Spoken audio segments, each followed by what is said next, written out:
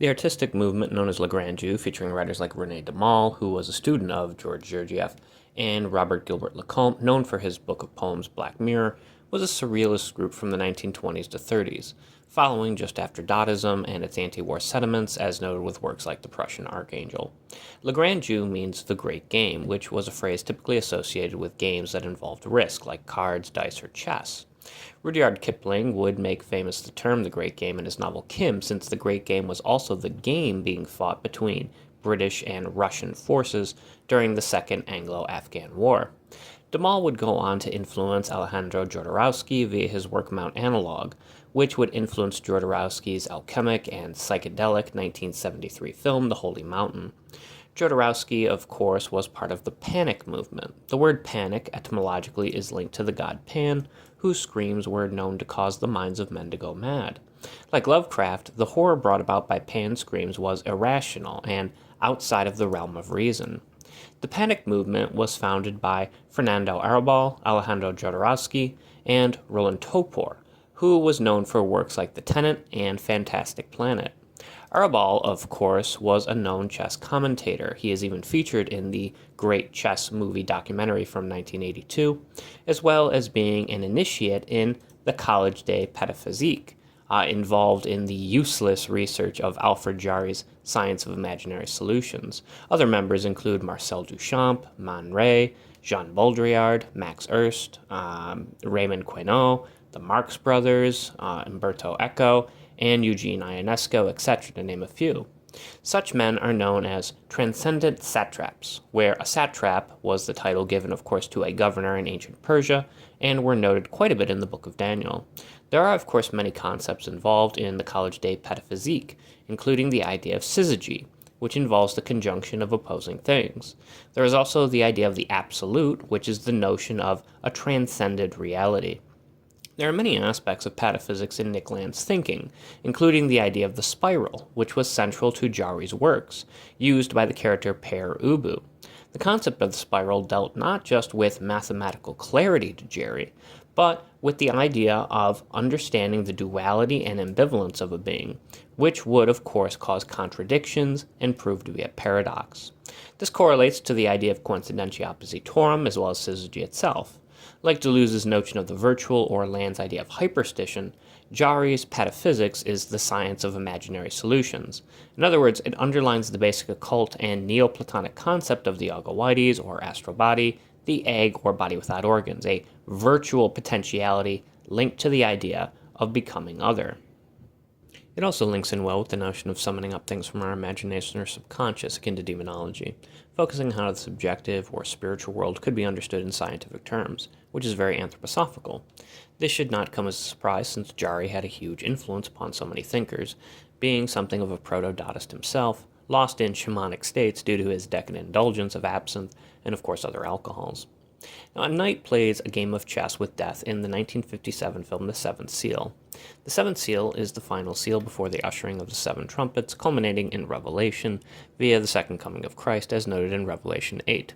To Crowley, the Knight of Pan brought about death akin to a Deleuzian death drive in the hopes that one would experience an ego death, getting beyond Karanzan 333 so as to be reborn. The 1957 film The Seventh Seal ends in the Dance of Death. This is done only after a silent and mute servant says a line from the seven last words of Christ from the cross, which are interpreted differently based on which of the four Gospels one reads. We have shown how the four Gospels link to the four faces of God, as well as the four alchemic elements. So there's Luke 23:34, and then 23:43 and 23:46, which is actually the inspiration for the lyrics in System of a Down's song Chop Suey. There's John 19:26 through 28 and 19:30. This is the one actually stated in the film. There's Matthew 27:46 and Mark 15:34. Now, the main idea behind the Danse Macabre was very much akin to the Buddhist idea of leaving the skull upon one's desk. It was done for a sense of memento mori, right? Realizing one would be dead someday, understanding how this is but a fleeting world, and how we are only here for but a blink. As Alan Watts once wisely noted, people do not like to think about death in Western culture, but death is like manure, producing fertile things from which life might yet flourish. Fernando Arrabal's best work is, of course, the film Viva la Muerte from 1971, translated as Long Live Death. The film has many anti-fascist messages, taking place during the Spanish Civil War, which was noted for the conflict between the socialistic, communistic, and anarchistic left versus the fascist monarchists and conservatives and traditionalists of the right, who were historically supported by the Nazis. When contemplating our own historical times and current contemporary predicament as a people, history, it seems, is not without her sense of humor. Some say we are living in the dumbest timeline, and there is some truth to this statement. As Dietrich Bonhoeffer noted, stupid people are not intellectually inferior, but since stupidity cannot be reasoned with or combated against despite the impartial and objective evidence presented, people fall victim and succumb to dominant social ideologies, finding a social sense of acceptance when they conform and assimilate to the common crowd, often rewarded for doing so, making stupidity more difficult to combat than evil acts, since evil acts can be confronted with factual evidence and resisted against. Thus, stupidity robs a person of their ability to think critically and analytically on issues. As John Taylor Gatto and Ivan Illich and other educators have long since noted, we are being dumbed down by our very social establishments, which in turn makes us all easier to control. As Richard Hofstadter noted in his Pulitzer Prize-winning book, there's a great deal of anti-intellectualism to be found in American life, where, due to distrust in social institutes like schools, people tend to view intellectualism as a pretentious endeavor, showing disfavor towards things like critical and analytical thinking, seeing intellectuals as being detached from real-life conditions and reality, lost in their ivory tower, correlating close to Land's own version of the cathedral.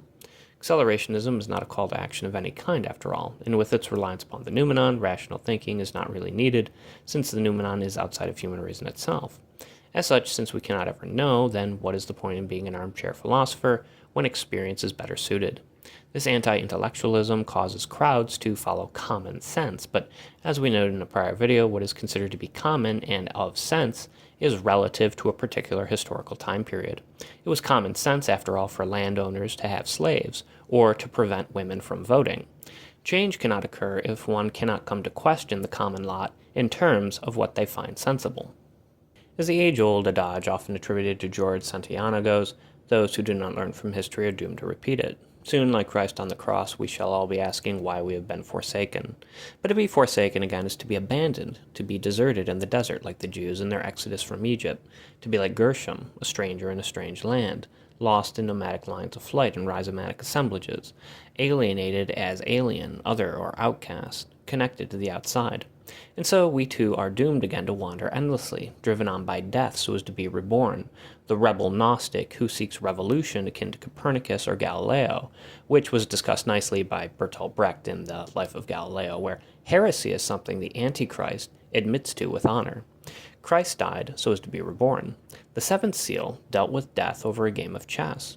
In T.S. Eliot's poem The Wasteland, a game of chess precedes the fire sermon, where the fire sermon is connected to the Buddha's fire sermon and Christ's Sermon on the Mount, as well as the Fisher King, who we must remember guards the Holy Grail. And we have noted how the Holy Grail ties into the Knight of Pan, linked to rebirth via Babylon and Crowley's thelemic system.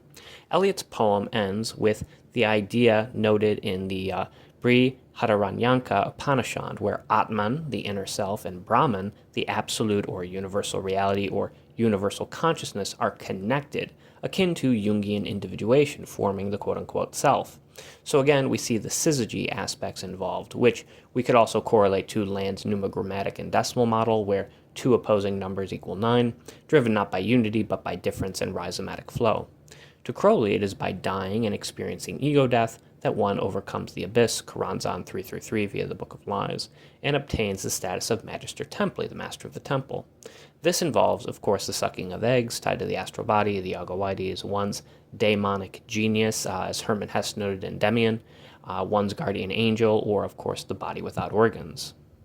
Chess developed from India in the form of chaturanga, and while Deleuze may have preferred the game of Go to chess due to his dislike of codified discourse and its link to identity, we must consider how Crowley and Marx were keen and sharp chess players, though both perhaps not as strong as Marcel Duchamp, who considered all chess players artists, even though not all artists are chess players.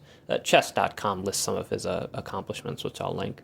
There is something to be said of the royal game and the game of kings, as is known by name. After all, in terms of immortality and linear succession, the king is dead, long live the king. And thus we go back to Fraser's Golden Bough and Diana's Lake, where her moon-like spirit haunts the wild woodlands.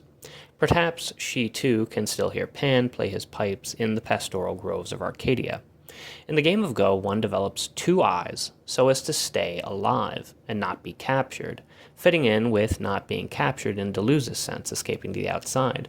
But in the game of chess, one deals with death, the pinning and killing of the king, so as to be reborn, dealing directly with what being on the outside actually entails. Only by way of death can one be reborn. As Gabriel Catrin noted, to keep Christ alive on the cross and deny him his death is akin to unbinding Prometheus from his rock. Prometheus must remain bound for sake of finitude. Catrin describes Prometheus as one who immanentizes. He brings the blazing source of life to man from the gods. He empowers man through technical fire. At times he is unbound, curing man of his finitude through techno-scientific progress via Shelley's Frankenstein, igniting a pantheistic quarrel between Goethe and Jacobi. In truth, Prometheus is both bound and unbound, so there is an ambivalence and deconstruction needed here. The problem, as Hans Jonas noted, is when Prometheus is definitively unbound. Armed with technical scientific power and deconstructionism, he denies subjective finitude. So, for example, we know Giorgiani's dislike of Kant's noumenon here. As Simone Weil noted, unbinding Prometheus from his rock is akin to saving Christ from the cross. Immanent life is a finitude that should not be forgotten. Unbound Prometheus seeks liberation from finitude. Prometheus, thus, should not be saved. He shall remain bound to his rock. Only after death is the seventh seal opened up, ushering in the eschaton, allowing for an initiated and mysterious muin state of silence before the parousia of Christ. The checkmated king falls like Babel's tower, waiting to be reborn.